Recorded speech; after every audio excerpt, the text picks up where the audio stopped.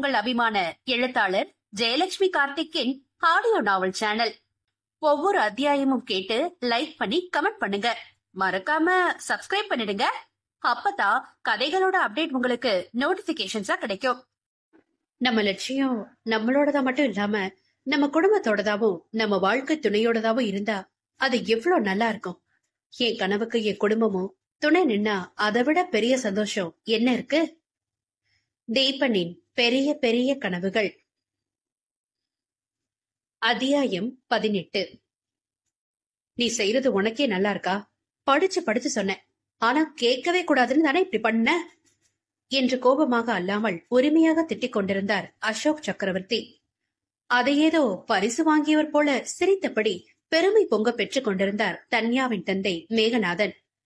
சிரிக்காதனதா, இப்பதானே உடம்பு கொஞ்சம் குணமாகி இருக்கு, உடனே அலையிலனா என்ன என்று நண்பனை கடிந்து கொள்ள, நல்லா சொல்லுங்க மாமா, நாம தான் அடுத்த வாரம் அவர் வந்ததும் மதுரை வர்றோம்னு சொன்னோம்ல என்று மாமனாருக்கு ஒத்து ஊதிய மகளை கண்டு மேகநாதன் உரக்கச் சிரித்தார்.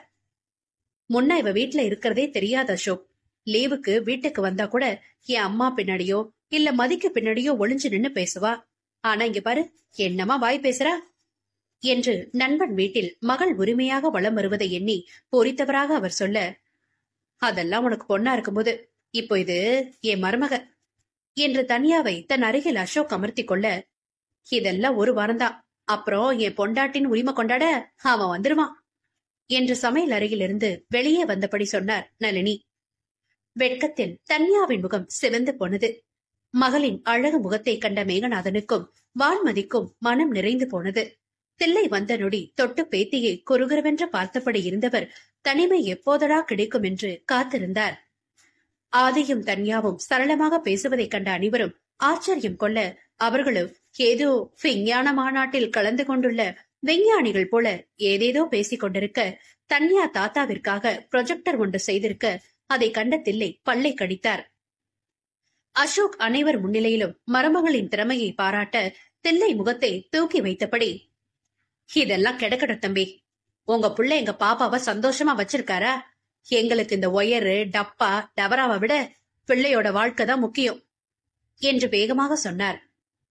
எங்க பையன் தங்கமானவனுமா, தன்யாவ பத்திரமாதான் பாத்துக்கிறா என்று அசோக் சொல்ல, என்ன தம்பி பேசுறீங்க?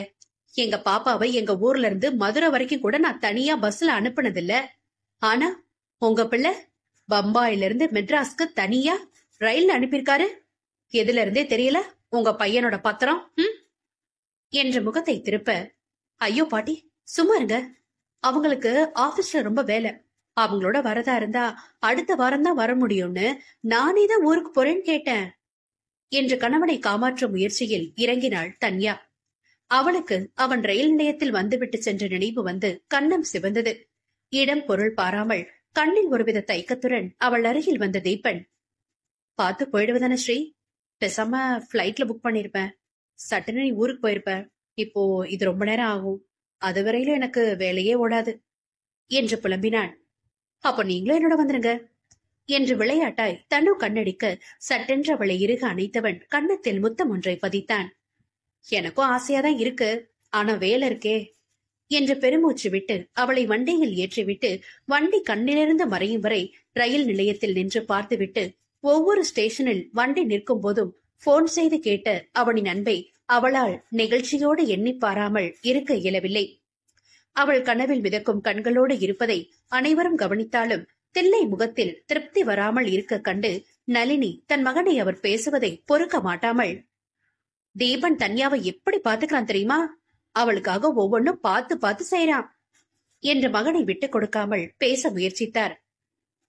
தன்யா ஆமோதிப்பதாக தலையசைப்பதற்குள், இப்படித்தான் பெரிய பையனையும் தங்கம் வைரோன்னு சொன்னீங்க, ஆனா என்ன ஆச்சு என்று வாயை விட்டார் தில்லை.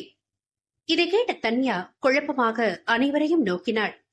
இவ்வளவு நேரம் வீட்டில் இருந்த மகிழ்ச்சி காற்றில் பறக்க நிசப்தம் நிலவியது. நளினி சூழ்நிலையை சமாளிக்கும் பொருட்டு, தன்யா, அப்பா அம்மா பாட்டிய கீழே அதோ அந்த ரூம்க்கு கூட்டிட்டு போ என்று சொல்லி மாமனாருக்கு உள்ளே செல்லும்படி கஞ்சாடை காட்ட புரிந்து கொண்ட ஆதி சக்கரவர்த்தி, அசோக் கொஞ்சம் ரூம் வரைக்கும் ஆயேன், அந்த பென்ஷன் பத்தி சொல்லணும் என்று மகனையும் கையோடு அழைத்து போனார். மாமியாரின் இந்த திடீர் செய்கையின் காரணம் கண்டிப்பாக தீபனை பற்றிய பேச்சு இல்லை என்று புரிந்த தன்யாவுக்கு என்ன காரணம் என்று விளங்கவில்லை. தாயார் பேசியதுமே சங்கடமாக உணர்ந்த மேகநாதன் நளினியும் சமையல் அறைக்குள் சென்று விட்டதை உறுதி செய்து கொண்டு, ஏமா, உனக்கு அறிவே இல்லையா? இப்படிதான் பேசுவாங்களா? பெரியவங்க தானே நீங்க என்று கோபப்பட, அப்பா மெதுவாப்பா, நீங்க இப்படி உணர்ச்சி வசப்படக்கூடாது, உங்க உடம்புக்கு நல்லதில்ல என்ற மகளாக தன்யா பதறினாள். பாரு, இவ எனக்காக எப்படி துடிக்கிறா! எப்படித்தானே அந்த பையன் அசோக்குக்காக துடிச்சிருப்பான்? பெரிய பையனை பத்தி பேச நமக்கு தகுதி இருக்கா?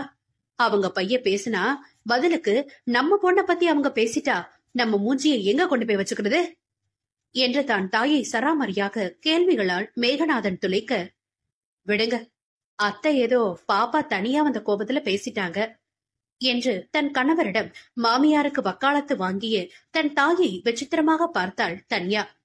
கூடவே, அது யார் பெரிய பையன்? இதென்ன புது குழப்பம் என்று அவள் மனம் கேள்வி எழுப்பினாலும் தந்தையின் உடல் நலம் கருதி அமைதி காத்தாள். என்ன அவர் நல்லா வச்சுக்கிறாரா இல்லையான்னு என்ன கேட்கணும்? அதை விட்டுட்டு ஏன் வீட்டு மனுஷங்களை புண்படுத்துறது போல பேச வேண்டாம் என்று பொதுவாக சொல்லிவிட்டு அவளுக்கு தனிமை வேண்டி அவர்களுக்காக ஒதுக்கப்பட்ட அறையில் அவர்களை விட்டவள் நேராக மாடியில் உள்ள தங்கள் அறைக்கு விரைந்தாள்.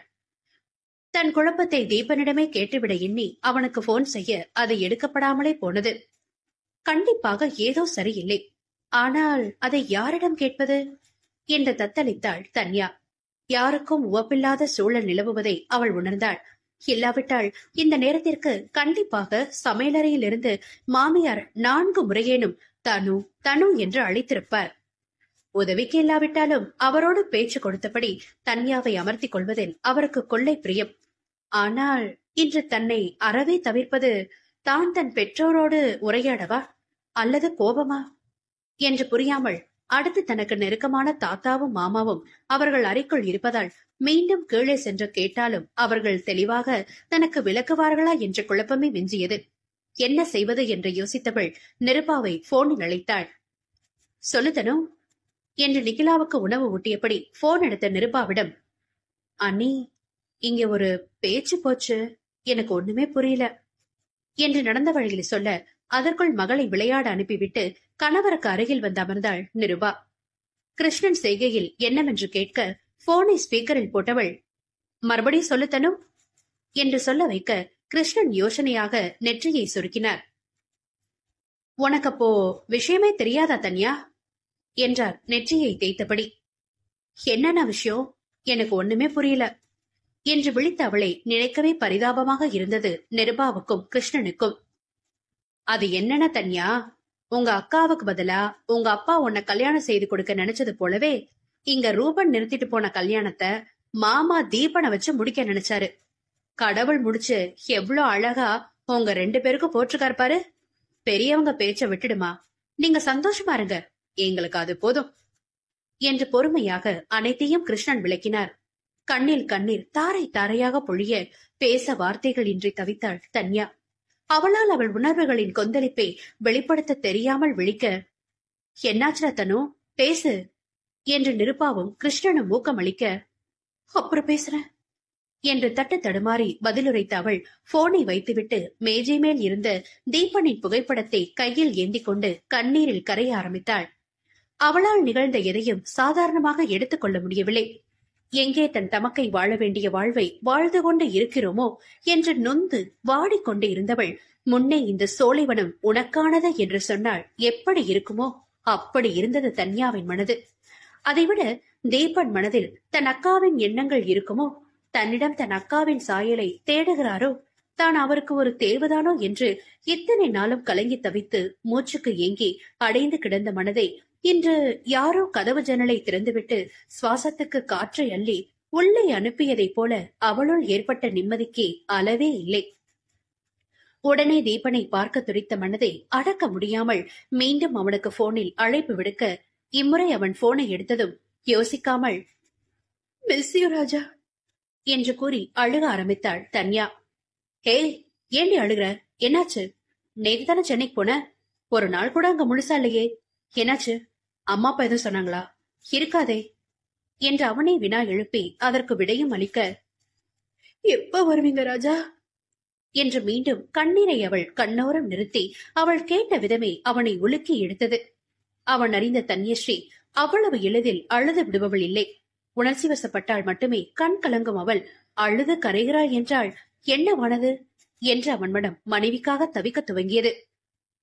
அது எவ்வளவு சீக்கிரம் வேலையை முடிக்க முடியுதோ முடிச்சிட்டு வர ஸ்ரீ. இங்க பாரு, இப்படிலாம் அழுக கூடாது.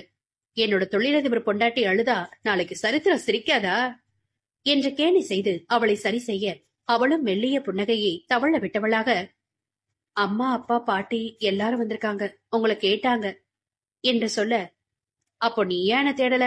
அவங்க கேட்டதால பக்கத்துல இல்லையே, காட்ட முடியலன்னு தேடி இருக்க என்று கொஞ்சம் கோபமாக அவன் கேட்டதும், ராஜா என்ன பார்த்தா உங்களுக்கு அப்படி தெரியுதா என்று தன்யா செனுங்க, சரிப்போ எனக்கு வேலை இருக்கு, ஃப்ரீயானதை கால் பண்றேன் என்று அவனும் அவளை விட்டுவிட்டு வேலையை தொடரப்போவதாக சொல்லி போனை வைத்தான்.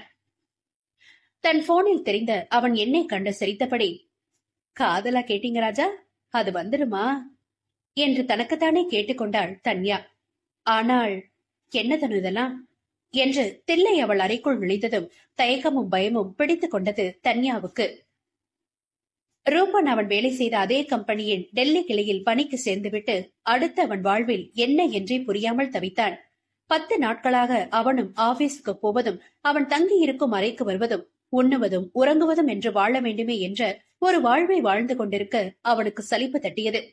அன்று அதற்கு மேல் பொறுக்க மாட்டாமல் பழைய எண்ணை ஆன் செய்துவிட்டு யாருக்கு அழைக்கலாம் என்று அவன் யோசித்துக் கொண்டிருந்த ஒரு நிமிடத்தில் அவனுக்கு கிருஷ்ணனிடமிருந்து போன் வர அவனுக்கு அதிர்ச்சியும் ஆச்சரியமும் ஒருங்கே தோன்றியது. போனை ஆன் செய்து காதுக்கு கொடுத்தவன் அமைதியாக இருக்க, இங்க பார் ரூபன், யாரும் என்னமோ சொல்லட்டும், நான் உன்னை நம்புறேன். உண்மையிலேயே உனக்கு என் மேல நம்பிக்கை இருந்தா என்ன நடந்துச்சுன்னு சொல்லு, என்னால முடிஞ்ச உதவிய நான் செய்யறேன் என்று கேட்டதும் மனதின் காயத்தை இறக்கி வைக்க ஒரு உயிர் இருக்கும் நம்பிக்கையில் பேச ஆரம்பித்தான் ரூபன். காலேஜ் படிக்கிற காலத்துல இருந்தே அனிகா என் மேல காதல்னு சொல்லுவா மாமா. ஆனா எனக்கு படிக்கணும், கேம்பஸ்ல செலக்ட் ஆகணும்னு நிறைய கனவு இருந்தது. ஆனா அவ எனக்காக பல வருஷம் காத்திருந்ததால அவ அன்பு மேல எனக்கு ஒரு மரியாதை வந்தது. என்னைய கட்டாயப்படுத்தாம எட்ட நின்று என்னை காதலிச்ச அந்த பொண்ணோட உணர்வுகளை நான் மதிச்சேன். எனக்கு அவன் மேல ஒரு ஈர்ப்பு வந்தது. சரி, வீட்டுல பேசி கல்யாணம் பண்ணலான்னு பார்த்தா அவளுக்கு அவளோட அப்பா மேல ரொம்ப பிரியம். அவர் இவளை தப்பா நினைக்கிறதுல அவளுக்கு சுத்தமா விருப்பமே இல்லை. அதனால கொஞ்ச நாள் போகட்டும்னு இத்தனை நாள் தள்ளினா மாமா. ஆனா எனக்கு வீட்டுல பொண்ணு பாத்துட்டாங்க, இனியும் சொல்லாம இருக்க முடியாதுன்னு வந்தப்பவும் அவ அவங்க அப்பாவை பத்தி தான் கவலைப்பட்டா. இவளை நினைச்சு என் வாழ்க்கையை கெடுத்துக்கிறதும் இல்லாம எங்க அப்பா கொடுத்த வாக்கையும் காப்பாத்ததான் அந்த பொண்ணு சுபாவை கல்யாணம் பண்ண சரின்னு சொன்னேன். ஆனா அந்த பொண்ணு என் வேலை, என் சம்பளம், என்னோட ஹாலிடே பத்தி மட்டும்தான் பேசினான். எனக்கு அவ்வளவா பிடிக்கவே இல்லை. அப்போ ஒரு நாள் அன்னிக்காவே எனக்கு போன் பண்ணி என்ன வர சொன்னான். ஆனா நான் எனக்கு கல்யாணம் முடிவாயிடுச்சு, இனிமே என்னோட பேசாதன்னு சொன்னேன் மாமா. அண்ணன்ல இருந்து நீ வேணும், நான் எல்லாத்தையும் சரி பண்றேன் அப்படின்னு என்ன தொந்தரவு செஞ்சுக்கிட்டே இருந்தா. கல்யாணத்துக்கு முதல் நாள் அவ கைய கட் பண்ணிட்டு வீடியோ கால் பண்ணினா மாமா. அதான் நான் எதை பத்தியும் யோசிக்காம வீட்டை விட்டு வந்துட்டேன். அவளை காப்பாத்ததான் மாமா வந்தேன், கண்டிப்பா கல்யாணம் பண்றதுக்கு இல்ல என்று அழுத தன் மூத்த மைத்துனனை என்ன சொல்லி தேற்றுவது என்று புரியாமல் திகைத்தார் கிருஷ்ணன். இந்த அத்தியாயத்தை கேட்டு மகிழ்ந்தீர்களா? அடுத்த அத்தியாயத்தில் உங்களை சந்திக்கிறோம். மறக்காம உங்களைப் போலவே கதை கேட்க விரும்பும் வாசகருக்கு வீடியோவை ஷேர் பண்ணுங்க.